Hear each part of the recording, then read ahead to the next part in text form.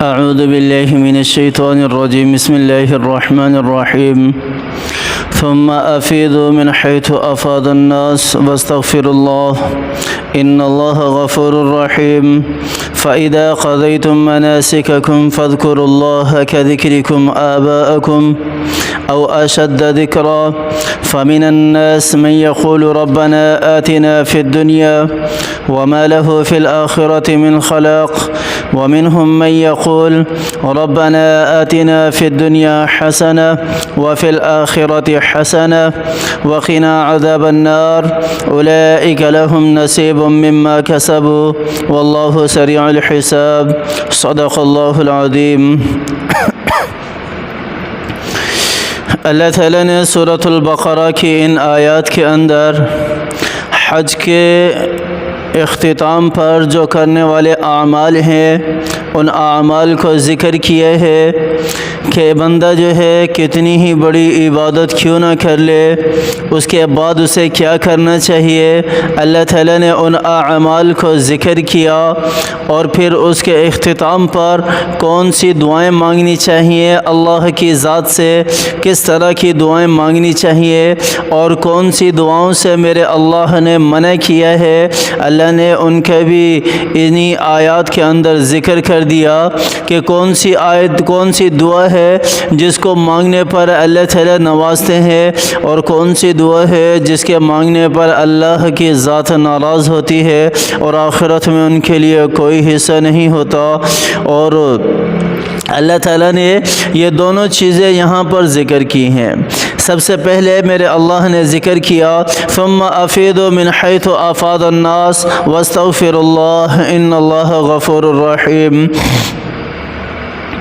میرے اللہ نے حکم دیا کہ پھر تم سب بھی ثم افیضوا من حیث افاض الناس، یعنی کہ جتنے بھی امت مسلمہ کے افراد ہیں اللہ کی ذات پر ایمان لانے والے ہیں، اللہ کے رسول پر ایمان لانے والے ہیں، اللہ کو ایک ماننے والے ہیں، اللہ کے نبی سے محبت کرنے والے ہیں، اللہ کی شریعت کو اپنانے والے ہیں. میرے رب نے ارشاد فرمایا کہ ان سب کو افیضوا من حیث افاض الناس، کہ جاؤ جہاں لوگ جاتے ہیں اور وہاں جا کر پھر وہاں سے واپسی آؤ جہاں لوگ جا کر واپس آتے ہیں. اور وہ کون سی جگہ ہے؟ بیت اللہ ہے، قبلہ ہے، روضہ رسول ہے. عمرہ کرنے کے لیے جاتے ہیں، بیت اللہ کی زیارت کے لیے جاتے ہیں، اور اسی طرح خانہ کعبہ کی زیارت کے لیے جاتے ہیں، اور اسی طرح عمرے کے مناسک پورے کرنے کے لیے جاتے ہیں، اور اسی طرح حج کے مناسک ادا کرنے کے لیے جاتے ہیں. جاؤ جاؤ وہاں جا کر اپنے دل کو بھی سکون عطا کرو اور اپنی آنکھوں کو بھی ٹھنڈا کرو. لیکن یہ سارے کے سارے احکامات پورے کرنے کے بعد میرے اللہ نے کیا ارشاد فرمایا؟ واستغفر اللہ ان اللہ غفور رحیم. یہاں پر استغفار ذکر کرنے کا کیا مطلب ہے؟ میرے اللہ نے یہاں دو چیزوں کی طرف اشارہ کیا ہے. واستغفر اللہ، اتنی بڑی عبادت پیچھے حج کی ذکر ہوئی ہے، عمرے کی ذکر ہوئی ہے اور حج کے مناسک کی ذکر ہوئی ہے، لیکن اس کے ساتھ پھر آخر میں میرے اللہ نے واستغفر اللہ کو کیوں ذکر کیا؟ یہاں دو باتوں کی طرف اشارہ ہے. پہلی بات تو یہی ہے کہ اللہ نے حکم دیا، اس حکم کے اندر اگر کوئی کمی رہ گئی ہو، اگر کوئی کوتاہی رہ گئی ہو، اس استغفار کی برکت سے اللہ اس کمی کو پورا کر دیں گے. اللہ اس کوتاہی کو، اس نافرمانی کو اللہ تعالیٰ جو ہے وہ معاف کر دیں گے. واستغفر اللہ کا یہاں ذکر کرنے کا مقصد یہی ہے کہ انسان ہے، ظاہر سی بات ہے، انسان خلق الانسان ضعیفا، انسان کو اللہ تعالیٰ نے کمزور پیدا کیا ہے، تو انسان سے ہر عبادت کرنے میں اللہ کی کوئی نہ کوئی کمی، کوئی نہ کوئی کہیں نہ کہیں کوتاہی ہو ہی جاتی ہے. تو فوراً اس عبادت، چاہے بڑی سے بڑی عبادت ہی کیوں نہ ہو، چاہے چھوٹی سے چھوٹی عبادت ہی کیوں نہ ہو، فوراً اللہ کی طرف رجوع کرنا چاہیے اور اللہ سے معافی مانگنی چاہیے، اللہ سے معافی مانگنی چاہیے. ایک وجہ تو یہ ہے، اور دوسری وجہ یہ ہے کہ چاہے کتنی ہی بڑی عبادت کرنے والا اللہ کا بندہ کیوں نہ ہو، इबादत के बाद फ़ौरन अस्तग़फ़िरुल्लाह करे। अपनी इसके अंदर इनकिसारी है, आजिज़ी है कि बंदा कितनी ही बड़ी इबादत क्यों ना कर ले, फिर भी अल्लाह से मग़फ़िरत तलब करनी है। कहीं तकब्बुर के अंदर मुब्तला ना हो जाए, कहीं गुरूर के अंदर मुब्तला ना हो जाए, कहीं अपने नफ्स को हलाकत के अंदर डालने वाला ना बन जाए।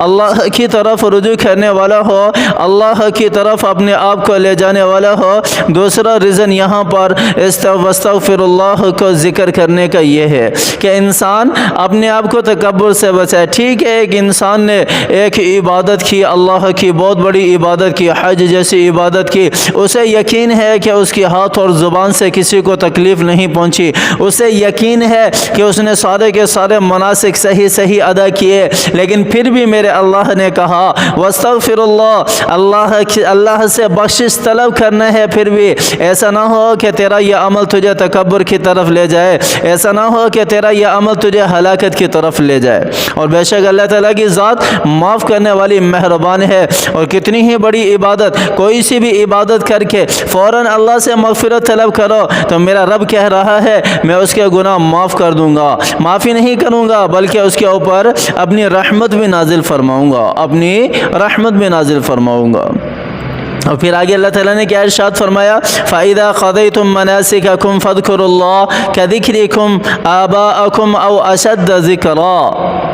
पीछे फ़स्तग़फ़िरुल्लाह और यहाँ पर ज़िक्र को ज़िक्र किया कि मेरा ज़िक्र करो, फ़ज़्कुरुल्लाह कज़िक्रिकुम आबाअकुम। इस तरह अल्लाह को याद करो जिस तरह तुम आपस में बैठ के एक दूसरे को तज़किरा करते हो, अपने वालिदैन को याद रखते हो, इस तरह अपने वालिदैन का ज़िक्र करते हो, इस तरह अल्लाह को याद करो। जब तुम हज के मनासिक पूरे कर लो इस तरह अल्लाह को याद करो। यहाँ भी फ़ज़्कुरुल्लाह कज़िक्रिकुम आबाअकुम औ अशद्द ज़िक्रा, या इससे भी ज़्यादा यही ज़िक्र मैं समझता हूँ कि वही ज़िक्र इस्तिग़फ़ार मुराद है कि अल्लाह से मग़फ़िरत तलब करो, अल्लाह को याद करो। फ़मिनन्नास मन यक़ूलु रब्बना आतिना फ़िद दुनिया वमा लहू फ़िल आखिरति मिन खलाक़। और फिर अल्लाह ताला कौन सी दुआ कबूल करते हैं, चाहे कैसी ही इबादत क्यों ना कर ली जाए, चाहे कैसा ही रुतबा क्यों ना अपना लिया जाए, चाहे कैसा ही किरदार क्यों ना इख्तियार कर लिया जाए, चाहे वो अखलाक़ हसना के आला दर्जे पर ही फाइज क्यों ना हो जाए, मेरा अल्लाह कह रहा है फ़मिनन्नास मन यक़ूलु रब्बना आतिना फ़िद दुनिया वमा लहू फ़िल आखिरति मिन खलाक़। चाहे कितनी ही बड़ी इबादत करके अल्लाह से क्यों ना मांग ले, अल्लाह कह रहा है अगर उसका मकसद सिर्फ दुनिया को हासिल करना है फ़मा लहू फ़िल आखिरति मिन खलाक़, तो अल्लाह ताला कह रहे हैं कि आखिरत में फिर उसके लिए कोई हिस्सा नहीं है, आखिरत में फिर उसके लिए कोई हिस्सा नहीं है। अल्लाह ताला से यूँ मांगना चाहिए वमिनहुम मन यक़ूलु रब्बना आतिना फ़िद दुनिया। ये वाली दुआ उसकी दुनिया की हद तक तो कबूल हो सकती है लेकिन आखिरत में फिर उसे कुछ नहीं मिलेगा। लेकिन मेरे अल्लाह ने कहा यूँ दुआ मांगा करो वमिनहुम मन यक़ूलु रब्बना आतिना फ़िद दुनिया हसना व फ़िल आखिरति हसना व क़िना अज़ाबन्नार। अल्लाह ताला फरमा रहे हैं कि यूँ मांगो अपने रब से, ए हमारे परवरदिगार, ए हमारे मालिक, हमारे खालिक, हम तुझसे दुनिया के अंदर भी अच्छाई तलब करते हैं, अच्छाई के तलबगार हैं, हमारे साथ अच्छाई वाला मामला फरमा, हमारे साथ बेहतरीन मामला फरमा हर चीज़ के अंदर। वफ़िल आखिरत हसना, और आखिरत में भी हमारे साथ बेहतरीन मामला फरमाना, आखिरत में भी हमारे साथ अच्छाई वाला मामला फरमाना, और हमें आग जैसे आज़ाब से हमारी हिफाजत फरमाना। वक़िना अज़ाबन्नार, और आग जैसे अज़ाब से हमारी हिफाजत फरमाना। मेरा अल्लाह कह रहा है मैं ऐसे लोगों की दुआ को कबूल करता हूँ। फिर ऐसे लोगों की दुआ कबूल होती है, फिर ऐसे लोगों को अल्लाह ताला देते हैं उलाइका लहुम नसीबुम मिम्मा कसबू। अब यहाँ पर अल्लाह ताला कह रहे हैं उनके लिए वो मिलेगा जो कुछ उन्होंने कमाया, यानी पीछे जो इबादत की उस इबादत पर जो इनामात अल्लाह ने रखे हैं वो भी मिलेंगे, और जो दुआ के अंदर मांगा है वो भी उनको मिलेगा। वल्लाहु सरीउल हिसाब, और अल्लाह ताला की ज़ात बहुत जल्द हिसाब किताब करने वाली है, बहुत जल्द हिसाब किताब करने वाली है। تو اس طرح اللہ تعالیٰ سے مانگنا چاہیے. اور کوئی بھی عبادت کرو نا، کیسی بھی عبادت کرو، تکبر کے اندر مبتلا نہ ہونا، اور فوراً اس کے بعد استغفار کرنے کا حکم ہے. تو ہمیں چاہیے کہ ہم اللہ کے بتائے ہوئے طریقے کے مطابق چلیں، اللہ کے بتائے ہوئے طریقے کے مطابق زندگی گزاریں. اللہ نے جس طرح ہمیں احکامات دیے ہیں اسی طرح زندگی گزارنے کی توفیق عطا فرمائے. دعائیں کیا کریں اپنے لیے بھی، میرے لیے بھی، اپنے پیاروں کے لیے بھی، کہ اللہ تعالیٰ ہمارے پیاروں کو اور ہمیں بھی صحت یابی والی زندگی دے، عافیت والی زندگی دے، ایمان والی زندگی دے. بیماریوں سے اللہ کی ذات ہماری حفاظت فرمائے، میری بھی حفاظت فرمائے، میرے پیاروں کی بھی اور آپ کی بھی حفاظت فرمائے. اللہ تعالیٰ جو ہے وہ ہر میدان میں، ہر مشکل میں اللہ تعالیٰ جو ہے وہ آسانی والا معاملہ فرمائے. اللہ تعالیٰ مجھے بھی اور آپ کو بھی سمجھ عطا فرمائے. اللہ تعالیٰ ہمیں عمل کرنے کی توفیق عطا فرمائے. آمین ثم آمین. وآخر دعوانا ان الحمد للہ رب العالمین.